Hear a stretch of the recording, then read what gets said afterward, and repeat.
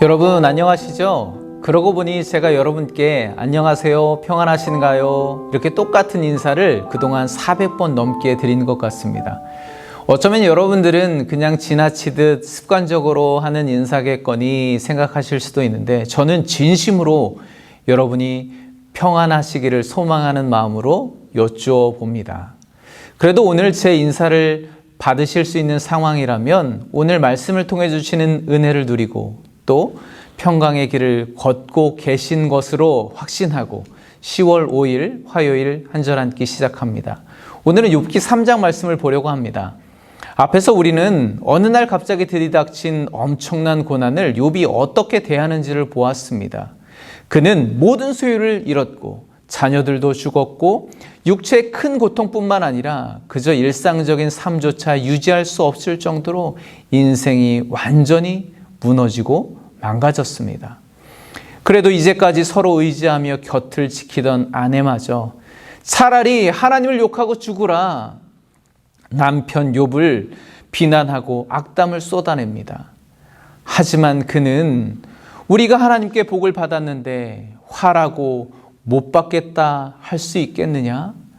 오히려 하나님의 주권과 섭리를 인정하며 담대하게 믿음으로 나아갑니다. 그 시련과 아픔 속에서도 하나님을 향한 믿음과 사랑의 끈을 결코 놓지 않는 믿음의 사람 욥의 모습을 우리는 보았습니다. 여러분들은 어떻게 생각하실지 모르겠지만 저는 욥의 모습이 조금은 낯섭니다. 정말 이런 믿음의 사람이 있을까? 너무 비인간적이지 않나? 이런 큰 시련과 고통을 겪으면서도 어떻게 하나님을 향해 원망 섞인 말 한마디조차 하지 않고 있을까? 솔직히 저는 제가 계획하고 준비했던 일들이 좀 틀어지고 또 억울한 일이 생기면 여지없이 하나님께 나아가 원망하고 하소연하기 일쑤입니다.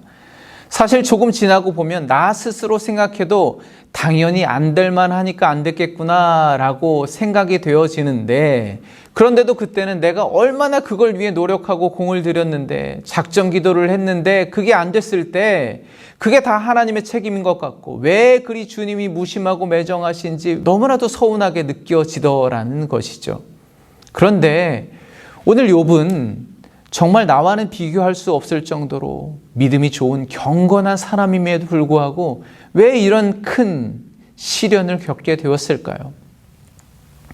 여러분, 어제 말씀을 보면 욥을 위로하기 위해 친구들이 찾아옵니다. 그들이 알아볼 수 없을 정도로 병들고 상해 있는 욥을 보고 그 자리에서 통곡하면서 옷을 찢으며 비통해합니다.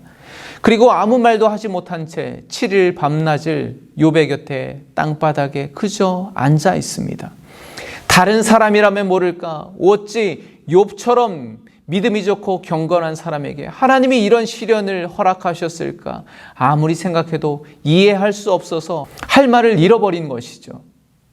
그 시간 동안 욥은 아내에게든지 친구들에게든지 자기 신세를 한탄하든 하소연하든 할 법도 한데 그저 그는 침묵하며 그 시련 또한 하나님께서 주신 것이라고 받아들이며 묵묵하게 견디고 있는 것입니다. 그런데요, 오늘 3장으로 넘어오니까 상황이 완전히 뒤바뀝니다. 2장의 욥과 3장의 욥이 전혀 다른 사람처럼 보입니다. 3장 1절부터 3절까지의 말씀을 보겠습니다. 그 후에 욥이 입을 열어 자기의 생일을 저주하니라. 욥이 입을 열어 이르되 내가 난 날이 멸망하였더라면 사내 아이를 배웠다 하던 그 밤도 그러하였더라면. 오늘 말씀이 그 후에라고 시작됩니다. 그 시련의 시간이 얼마나 오래 지났을까요? 침묵하며 하나님 앞에 머물러 있던 욥이 드디어 입을 열었습니다. 그런데 그의 입에서 나온 말은 정말 의외입니다. 자기 생일을 저주합니다. 내가 차라리 태어나지 않았더라면 얼마나 좋았을까? 그때 그랬더라면, 그렇게 했었더라면 오늘 본문 전체가 온통 그의 탄식하는 소리로 가득 채워져 있습니다. 이 끝나지 않는 참혹함, 그 시련 속에서 그 오랜 슬픔 가운데 그가 할 수 있었던 유일한 것은 자신이 태어난 것을 저주하는 것뿐이었습니다. 여러분, 우리가 시련을 겪을 때 가장 절망스러운 것은 오늘 당하는 고통 때문이 아닙니다. 더 큰 절망은 내일도 그 고통이 끝나지 않는다는 것, 반복된다는 것입니다. 언제까지 인내해야 할지 모르겠고, 그렇게 오늘을 인내해도 고통이 끝나지 않을 것 같은 그 현실이 우리에게는 가장 큰 고통이라는 것입니다. 기다리고 기다려도 이제는 정말 다시 돌이킬 수 없다는 그 현실이 우리 인생에서 느끼는 가장 큰 고통 중에 하나라는 것이죠. 여러분은 욥의 고통이 공감되시나요? 그 후에 얼마나 시간이 지났을까요? 그는 모든 것을 잃고 오늘도 땅바닥에 주저앉아서 질그릇 조각으로 자기의 몸을 긁어대며 고통을 견디고 있습니다. 모든 것이 망가졌습니다. 모든 것이 변해버렸습니다. 그런데 변하지 않은 것이 하나 있습니다. 그것은 바로 시간입니다. 시간은 하나님께서 창조하신 그 질서대로 오늘도 여전히 규칙적으로 흘러가고 있습니다. 그리고 그에게 그가 태어난 날 생일이 찾아옵니다. 이 시련이 찾아오기 전 그때 그의 생일날이 돌아오면 사랑하는 가족들과 친구들 그리고 많은 손님들과 함께 큰 잔치를 벌이며 행복하고 복된 날을 보냈습니다. 그런데 이번에도 그 생일이 돌아옵니다. 하지만 그 생일은 이제는 결코 반갑지 않은 치욕스러운 날이 되었습니다. 이제는 생일날이 돌아오는 것이 너무나도 절망스럽고 고통스럽습니다. 차마 스스로 인생을 포기할 수는 없고 차라리 그때 모태에서 태어나지 않았더라면, 태어날 때 죽었었더라면 얼마나 좋았을까, 그렇게 스스로를 한탄할 뿐입니다. 여러분은 오늘 욥의 모습을 어떻게 보시나요? 불과 바로 앞장에서 고통을 견디지 못하고 차라리 하나님을 욕하고 죽으라 그렇게 비방하며 악담을 퍼붓던 아내에게 미련하다고 책망하던 욥.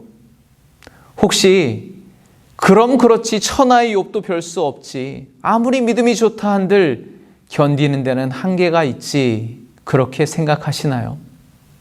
하지만 어쩌면 우리는 욥보다 훨씬 더 일찍 우리의 신세를 한탄하며 절망했을지 모릅니다. 아니, 저라면 분명히 그랬을 겁니다.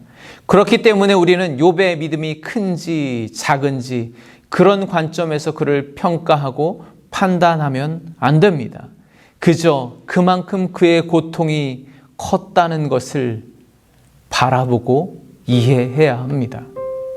그의 고통이 얼마나 컸으면 자기의 생일을 저주하며 스스로의 존재를 거부하고 싶었을까요? 그때 그랬더라면 결코 바꿀 수 없는 과거, 내일도 똑같이 반복될 극복할 수 없는 고통의 문제 앞에서는 욥도 그저 연약한 한 인간일 뿐이었습니다.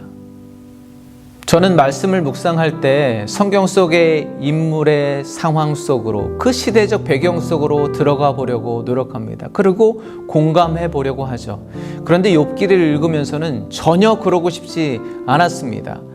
욥은 내가 상상으로도 간접적으로라도 경험하고 싶지 않을 만큼 고통의 크고 무거운 납덩이에 묶여서 칠흑같이 어두운 인생의 밑바닥에 가라앉아 있는 것 같습니다. 그런데 차마 나도 거기까지 따라 내려가고 싶지는 않았다는 것이죠. 그렇지만 하나님은 말씀을 통해서 그를 바라보게 하십니다. 그곳에서 그는 자신이 겪는 극심한 고난에 대해 탄식하고 있습니다. 더 이상 참지 못하고 이렇게라도 쏟아내지 않으면 견딜 수 없기에 자신의 인생을 한탄하고 있는 것입니다. 그런데 중요한 것은 그는 그런 그의 마음을 하나님을 향한 분노와 원망으로 옮기지 않았다는 것입니다.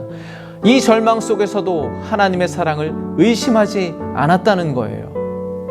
여러분, 우리에게 믿음이 있다고 해서 고난이 비껴가지 않습니다. 우리에게 믿음이 있다고 인생의 고난과 아픔을 못 느끼는 것이 아닙니다. 때로는 더 많은 고난이 찾아오고 더 큰 고통과 아픔을 느낄 수밖에 없습니다. 왜냐하면 하나님을 믿기 때문입니다. 하나님의 사랑을 신뢰하기 때문입니다. 차라리 하나님을 욕하고 죽는다면 그렇게 인생을 포기하고 사탄에게 인생을 내어준다면 이 순간의 고통은 잊을 수 있을지도 모릅니다. 고통에 무감각할 수 있을지도 모릅니다.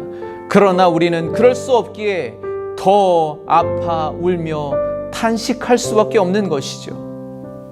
그래서 우리는 차라리 태어나지 않았으면 좋았을 텐데 수도 없이 자신의 현실을 한탄할지언정 그럼에도 나에게 아직까지 생명을 허락하시고 이 누추한 삶의 자리에 서게 하신 하나님을 신뢰하기 때문에 오늘도 하나님 앞에서 탄식할 수 있는 것이 아닐까요? 여러분, 정말 죄송한 말씀이지만 오늘도 우리가 하나님 앞에서 아파 탄식하며 울며 기도할 수 있음에 감사하시기 바랍니다. 그것이 바로 믿음입니다. 오늘도 이 믿음으로 승리하시기를 간절히 소망합니다. 감사합니다.